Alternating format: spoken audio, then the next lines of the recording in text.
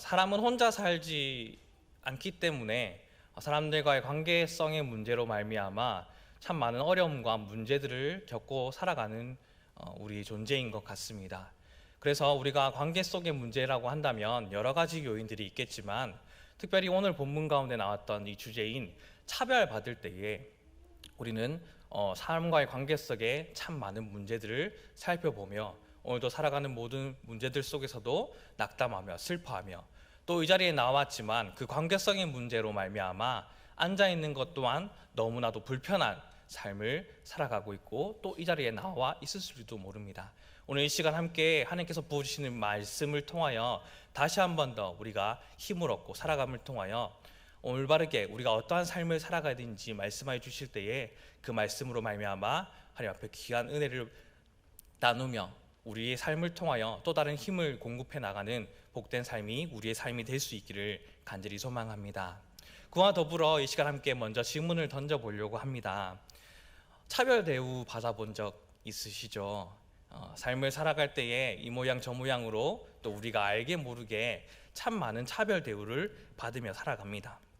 특별히 아무런 잘못을 하지 않았음에도 불구하고 나의 조건이나 외모적인 모습을 통하여 부족하여 다르다고 해서 누군가에게 차별 대우를 받은 적이 우리는 살아가면서 있을 것입니다. 그때에 우리의 기분이 어떠하셨습니까? 아마 모르긴 몰라도 상당히 불쾌했을 겁니다. 그러면 한 가지 더 질문을 던져보려고 합니다. 지금까지 살아오면서 누군가를 차별한 적 있으십니까? 오늘 말씀의 주제는 차별입니다. 본문 야고보서를 기록할 당시 교회 안에 일어난 일을 오늘 말씀 가운데에 분명하게 말씀하고 계시는데요. 한 사람이 회당에 들어오고 있죠. 그런데 그 옷차림이 예사롭지 않습니다. 아름다운 옷을 입은 그가 입은 옷차림으로 볼 때에 재력이 있거나 지위가 있는 사람처럼 한눈에 봐도 딱 보이죠. 그래서 그 사람을 주시하고 그 사람에게 다가가서 당신은 이 좋은 자리에 앉으십시오 하고 안내하는 사람이 안내하는 것을 보게 됩니다. 얼마 후에 남루한 차림을 한 사람이 회당에 들어옵니다. 그러나 안내하는 사람이 그를 대놓고 무시하면서 거기에 있든지 내 발등상 아래에 있든지, 즉 구석자리나 낮은 자리에 앉아 있든지 마음대로 하십시오 라고 하면서 쫓아내는 것은 아니지만 쫓아내는 것처럼 말을 하며 그 사람에게 행동하는 것을 분명하게 보게 됩니다. 오늘 말씀에서도 나오시듯이 당시에도 분부에 따라 사람을 구별하는 분위기가 있었던 모양입니다. 이런 문제는 오늘 우리에게도 일어나는 문제이죠. 특별히 한국 사회의 차별은 만만치 않습니다. 겉모양으로 사람을 판단합니다. 그리고 세상의 문에는 어쩌면 차별일지도 모릅니다. 그래서 세상 사람들이 기를 쓰고 성공하려는 이유가 특별한 대우를 받고 싶은 욕망에서 성공하려고 하죠. 구별된 대접을 그렇게 받고 싶어 합니다. 금가락지를 끼고 명품 옷을 입고 회당에 오는 이유가 무엇이었겠습니까? 특별한 관심과 주목을 받고 싶었고, 하다못해 내가 특별한 관심을 받지 못한다 할지라도 다른 사람들에게 차별을 받거나 하등 대우를 받지 않기 위해서 특별하고 아름다운 모습을 나타내며 회당 가운데 들어갔을 겁니다. 즉 사람이라면 누구나 주목받고 싶어하고 특별한 대우를 받고 싶어하는 그런 마음이 있겠죠. 그런데 교회는, 하나님의 사람은 달라야만 합니다. 사람을 차별하면 교회 안에서 어떤 결과가 생기게 됩니까? 하나님의 공동체의 하나됨이 깨어지게 되죠. 그래서 세상에서 구별하는 것들이 교회에서는 의미 없는 것이 되어야만 합니다. 세상은 서로 다른 직업군이 서로 다른 배경에 따라서 함께 모이게 되죠. 그리고 사회적인 지위에 따라, 연봉에 따라, 연줄에 따라, 학력에 따라, 성별 등에 따라 차이를 만들고 차이에 따라서 그룹이 만들어지게 됩니다. 거기에 따라 누구를 끌어주기도 하고 또 누구를 아주 도태시켜버리기도 합니다. 그래서 사람들이 타이틀, 호칭, 서열에 매우 귀중하게 생각하는 것이죠. 말씀의 내용과 그리고 이 세상의 그러한 문화들을, 모습들을 생각해 볼 때에 오늘 본문 가운데에 눈에 띄는 한 단어가 있습니다. 그것은 내 형제들아라는 단어이죠. 야고보는 의도적으로 내 형제들아를 반복하고 있습니다. 그 의미는 무엇입니까? 이런 저런 이야기를 하기 전에 이미 내 형제들아라는 말을 통하여 하나로 묶어버리는 것이죠. 예수를 믿어 공동체의 일원이 되면 그 순간부터 모두 형제가 됩니다. 다른 구별이 없죠. 형제라는 단어는 무엇을 의미합니까? 모두 동일한 가족이라는 의미입니다. 우열을 따지지도 않고 형제라는 관계는 함께하는 친밀한 관계입니다. 그러나 세상은 어떻게 합니까? 그렇지 않죠. 수많은 구별을 만들어 놓고 차별의 문화들로 가득 차 있습니다. 우리가 멀리 비행기를 타고 이동하는 데서도 물론 자본주의 사회로 또 다른 지불을 하는 대가로 차등해서 너에게 좋은 자리를 내어준다라는 의미로 대접을 하기도 하지만 그 이면에서는 사람이 나는 다른 구별된 차이됨을 받고 싶어하는 그 모습을 이용하여 자본을 이용하여 차이를 구별해 내기도 합니다. 그리고 백화점에 가면 어떠합니까? 아무나 들어갈 수 없는 VIP만이 들어갈 수 있는 공간이 있게 되는 것이죠. 그런데 하나님의 공동체는 다르죠. 차별은 하나님의 나라의 원리와는 완전 반대되는 개념이기 때문입니다. 하나님의 나라와 천국은 어떠합니까? 차별이 없는 곳이다 라고 말할 수 있겠죠. 그래서 교회 내에서 특별히 중요한 사람이 없는 겁니다. 각 직분자는 모두가 각자의 위치에서 귀중한 역할을 잘 감당하면 되는 겁니다. 직분이 주어지는 것은 기능적인 것이지 결코 계급이 아니기 때문이죠. 왜냐하면 하나님 안에서 우리 모두가 존귀하고 특별한 사람이 되었기 때문입니다. 우리 모두는 존귀한 존재들이기에 그렇게 서로를 상호 존중해야만 하죠. 그때의 하나님의 공동체는 온전히 하나가 될 줄로 믿습니다. 하지만 사람들은 어떻게 합니까? 외적인 것에 관심이 참 많습니다. 그러나 하나님은 우리의 외적인 조건들, 직업, 외모, 영몽, 사회적인 신분 등에는 전혀 관심이 없으신 분이십니다. 주님은 우리를 외모로 판단하지 않으시고 우리의 심령을 살피시는 분이시기 때문입니다. 그래서 공생의 기간 동안에 예수님께서도 삶을 살아가셨을 때에 만남을 하였지만 그 시대에서는 아주 파격적인 만남을 하며 다니셨습니다. 공평하신 하나님은 죄인들의 친구가 되어주셨고 주님은 그 당시 세상이 따돌린 사람들에게 친근하게 다가가셨습니다. 차별이라는 그 당시의 문화의 두꺼운 장벽이라는 벽을 넘으셨던 분이 바로 우리 예수님이십니다. 그래서 오늘 본문 5절의 말씀에 보면 내 사랑하는 형제들아 들을지어다. 하나님이 세상에서 가난한 자를 택하사 믿음에 부유하게 하시고 또 자기를 사랑하는 자들에게 약속하신 나라를 상속으로 받게 하지 아니하셨느냐라고 기록되어져 있는 것이죠. 주님은 이처럼 외모보다 영혼의 상태를 중요하게 여기십니다. 그래서 세상에서 받는 대접이 주님에게도 동일하게 받는다는 보장이 결코 없습니다. 세상에서 멸시와 천대를 받지만 하나님 앞에서는 얼마든지 존귀한 자가 될 수 있는 것이죠. 그러므로 사람을 외모로 취하고 구별한다면 하나님의 마음, 하나님의 원리를 따르는 것이 아닌 세상을 따르는 행동을 하는 것입니다. 야고보서는 그렇게 오늘 외모로 사람을 차별하는 것을 죄라고 분명하게 말하고 있습니다. 9절 말씀 가운데에 만일 너희가 사람을 차별하여 대하면 죄를 짓는 것이니 율법이 너희를 범법자로 정죄하리라 라고 말하고 있습니다. 왜 죄입니까?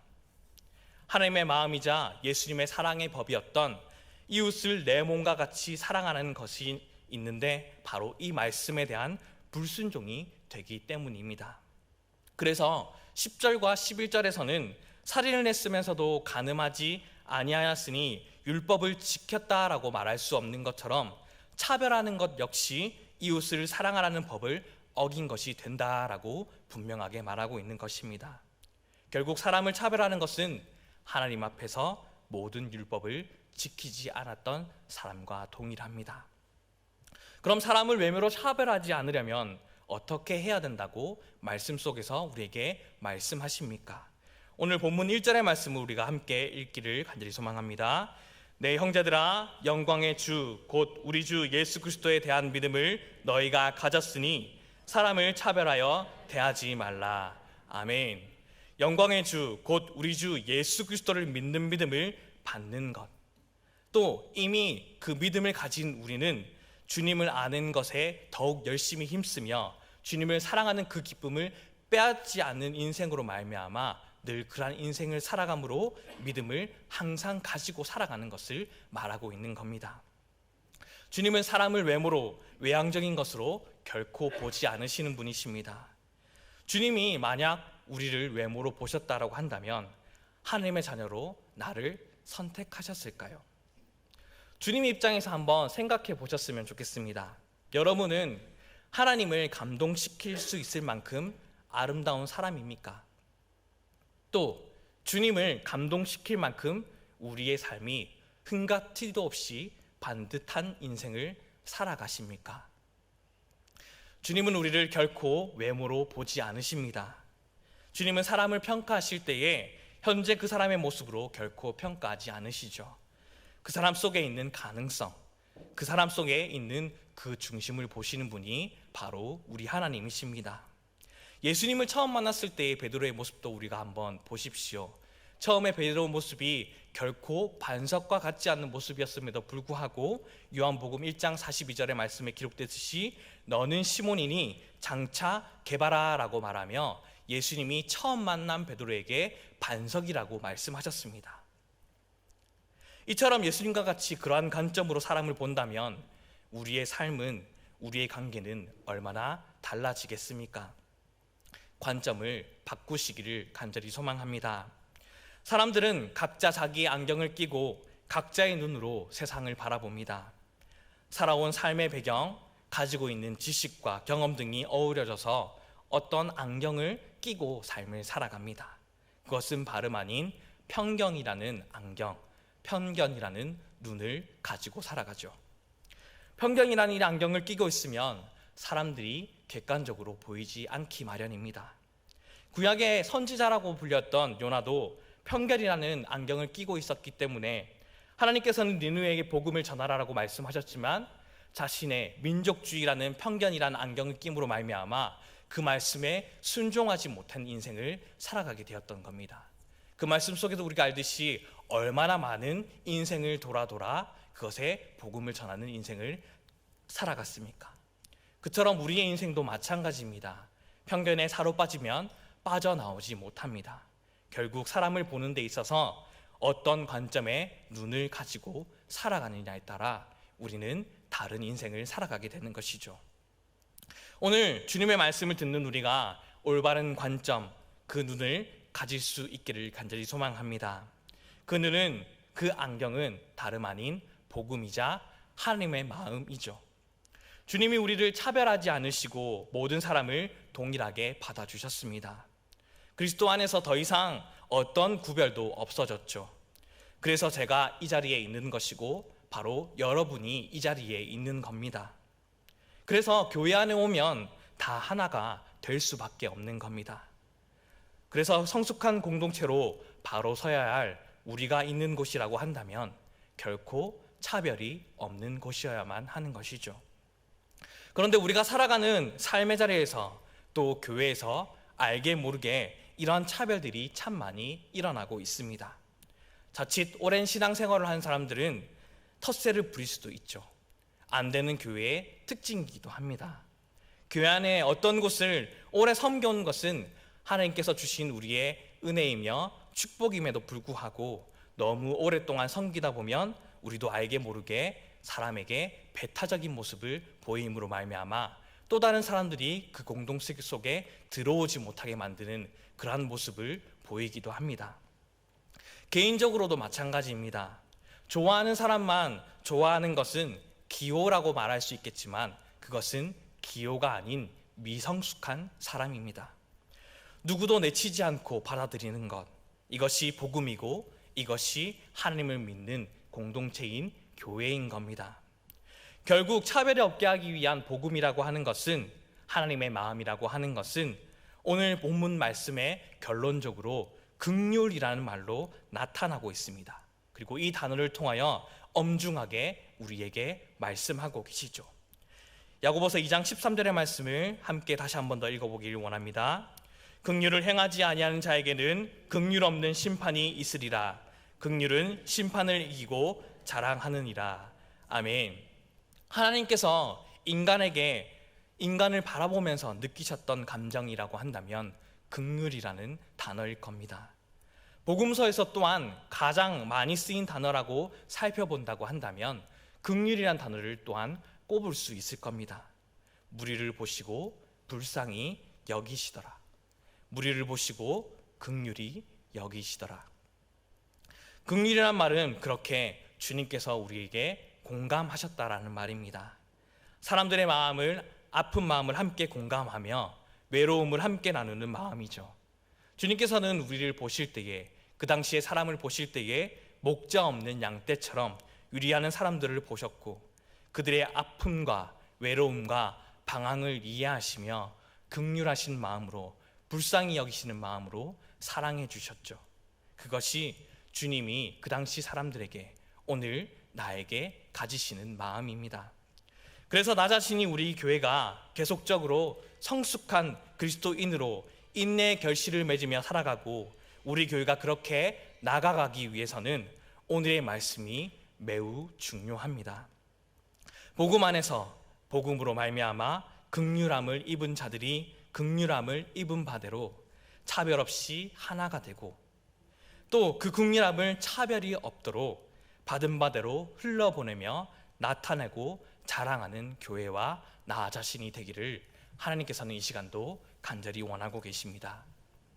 모든 교회가 그렇겠지만 우리 교회도 여러 지역에서 다양한 연령층, 다양한 사람들이 신앙생활을 하고 있죠.